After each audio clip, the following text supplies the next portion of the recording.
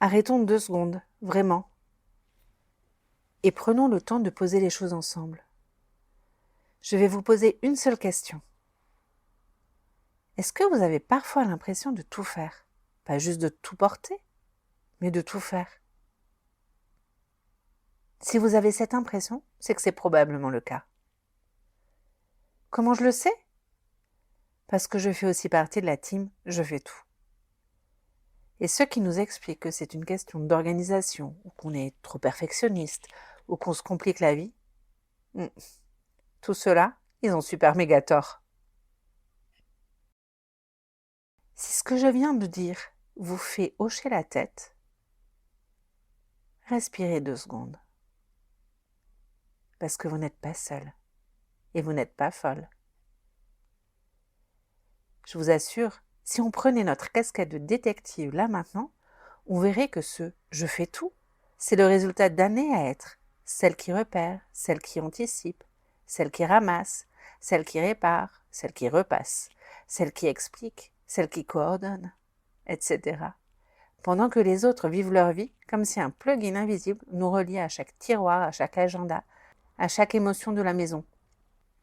Aujourd'hui, pour une fois, je n'ai pas envie de vous raconter comment on en arrive là. J'ai plutôt envie de vous parler du jour où moi, j'ai eu mon moment Eureka. Et non, ce n'était pas dans une baignoire et je ne m'appelle pas Archimède. Vous savez, ce moment où le cerveau clique, où quelque chose se déplace, ou se remet en place. Et surtout ce moment où on se demande « Attends, mais pourquoi c'est moi qui fais tout ça déjà ?»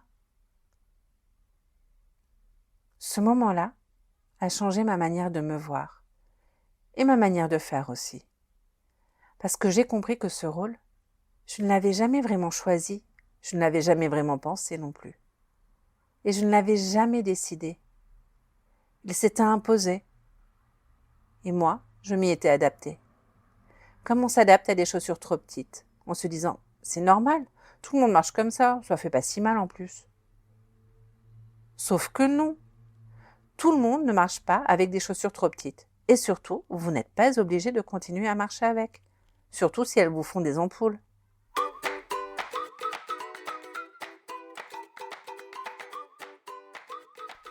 Bienvenue dans l'Odyssée d'un parent d'aujourd'hui. Je suis Stéphane, coach parental, sophrologue et maman de 3 enfants entre 11 et 16 ans. Dans ce podcast, je parle vrai aux parents. Du vrai quotidien, du chaos, du beau, du moche, et de ces petites prises de conscience qui arrivent à 19h47 dans la salle de bain ou à 7h59 devant la porte d'entrée au moment de partir pour l'école. Ce podcast est là pour ça. Désamorcer la pression, remettre du souffle et créer un peu d'espace dans notre parentalité. Dans cet épisode, on va parler d'un sujet que je connais très très bien, le fameux « je dois tout faire ». Je n'en parle pas pour accuser, pas pour comparer non plus, mais pour comprendre, pour disséquer. Et surtout, pour ouvrir une porte de sortie.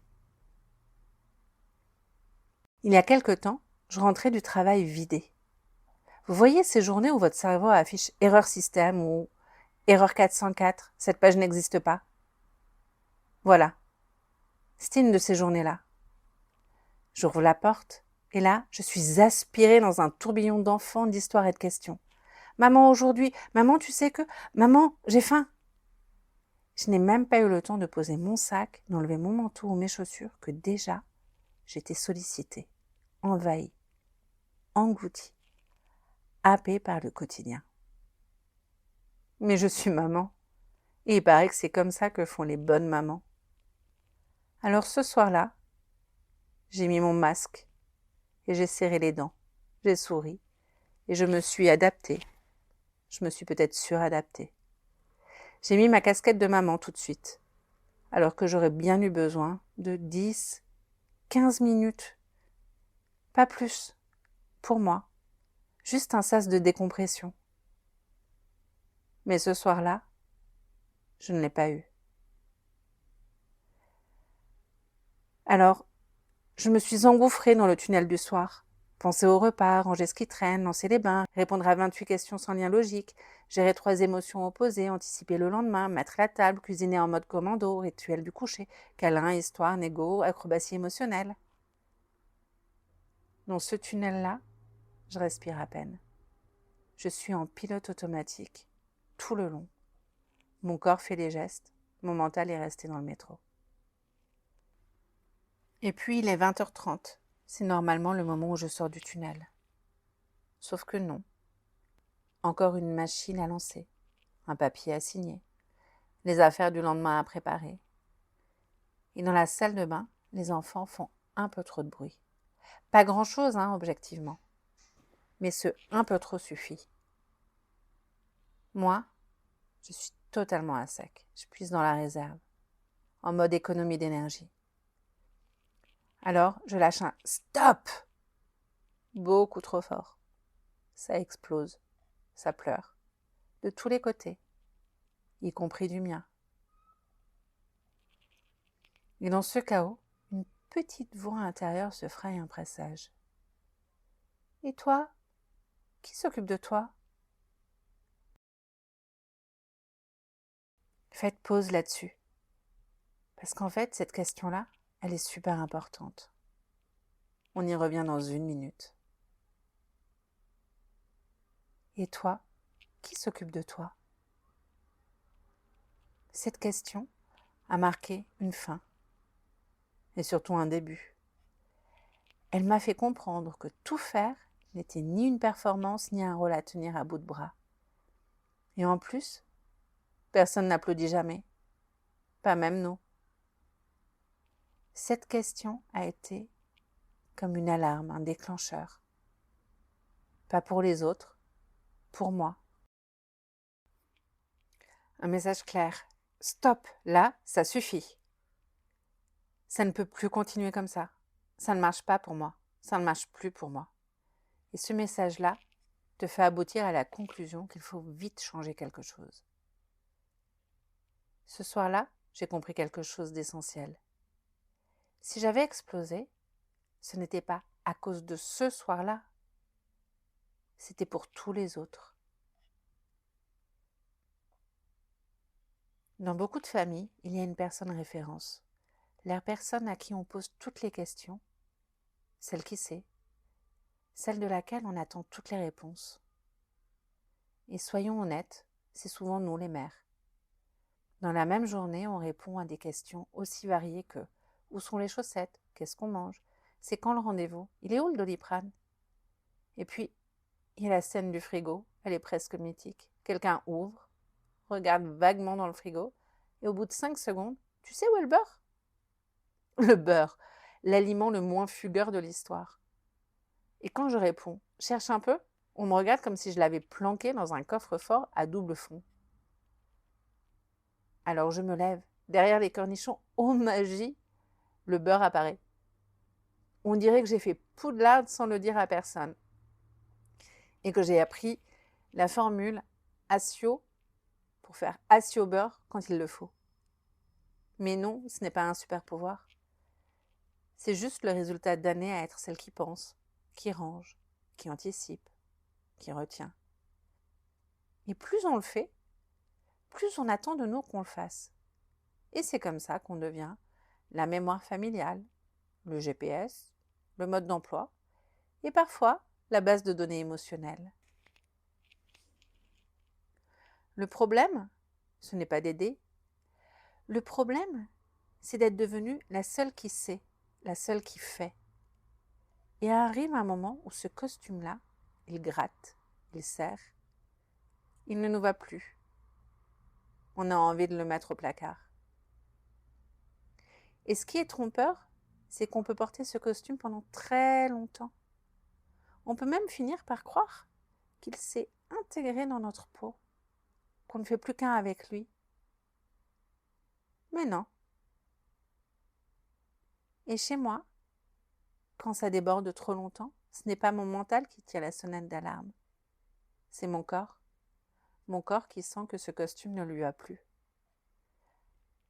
Alors, ça se joue dans la nuque, les épaules, le dos. Ça tire, ça chauffe, ça se crispe, ça coince. Et quand je suis en mode tout faire, c'est comme si je ne vivais plus. Je suis en pilote automatique. Et parfois, ce n'est pas un grand burn-out qui nous réveille. C'est une scène minuscule, tellement banale qu'on aurait pu passer à côté. Mais ce jour-là, je n'ai pas pu. Un jour, mon mari me dit qu'il n'a plus de chemise propre. Jusque-là, rien de plus normal. Je lui demande le degré d'urgence. C'est acceptable, mais il râle. Et là, je sens une petite flèche. Vous savez cette petite flèche que vous connaissez peut-être aussi, la culpabilité. Et cette voix qui dit « Tu n'as pas assuré, t'as failli à ta mission. » Et puis, presque en même temps, une autre voix se lève en moi. Elle s'élève forte, claire, calme, ancrée. C'est peut-être ma déesse intérieure, Artémis, Hécate. Et cette voix me souffle une question simple. Depuis quand est-ce ton rôle exclusif de gérer les stocks de vêtements d'un adulte? Et là, je me suis mise à réfléchir. Et j'ai trouvé la réponse. La réponse, honnêtement, elle pique un peu. Depuis que j'ai accepté ce rôle, et surtout depuis que je ne l'ai jamais lâché. Et ce qui est fou, c'est à quel point la culpabilité est tenace. Elle s'incruste. Comme si ne pas tout faire, c'était décevoir ou ne pas tenir son rôle. Alors qu'en réalité, ne pas tout faire, ce n'est pas abandonner. C'est aussi permettre aux autres de faire, parfois différemment, mais parfois aussi de prendre leur place, tout simplement. Même quand il s'agit d'une chemise ou de beurre. Et même quand ils ne font pas exactement comme nous. Cette scène m'a fait comprendre un truc fondamental. Ce qui nous épuise le plus, ce n'est pas de faire. C'est de faire dans le flou. Parce que ce qui épuise vraiment, ce n'est pas juste que les autres n'aident pas. C'est ce flou qui persiste. Le qui fait quoi, le quand, le comment, et le surtout quelles sont les attentes, et ne pas avoir les réponses. Quand rien n'est clair, la charge mentale choisit la personne qui voit le plus. Pas parce qu'elle a de meilleures lunettes ou une meilleure vue, mais parce qu'elle sait plus, parce qu'elle anticipe plus, parce qu'elle fait plus.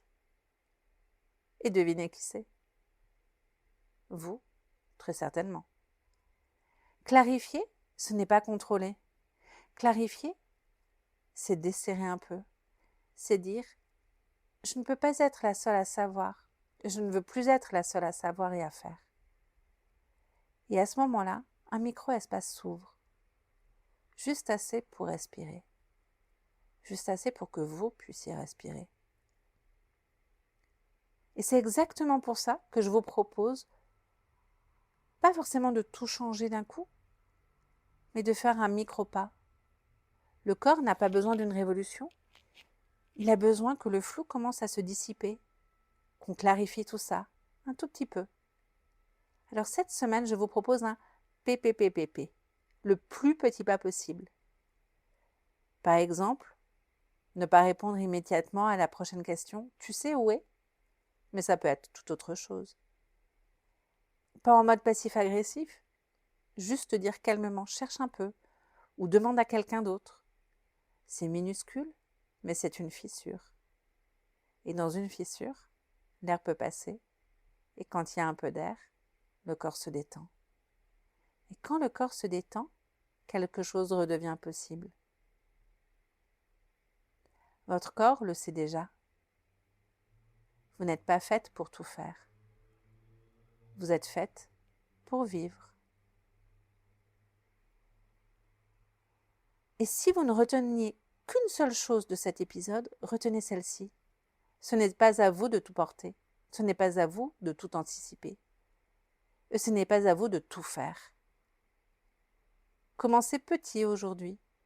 La prochaine fois qu'on vous demande « Tu sais où est ?» Ne bougez pas. Respirez et laissez l'autre chercher. Parce que ce n'est pas égoïste, c'est nécessaire. À très vite dans l'Odyssée d'un parent d'aujourd'hui.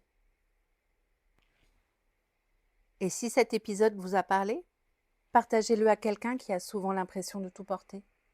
Parfois, une histoire suffit pour déplacer quelque chose. Et vous pouvez vous abonner pour recevoir les notifications quand un nouvel épisode sort. À très vite dans l'Odyssée d'un parent d'aujourd'hui. Et merci d'avoir écouté cet épisode.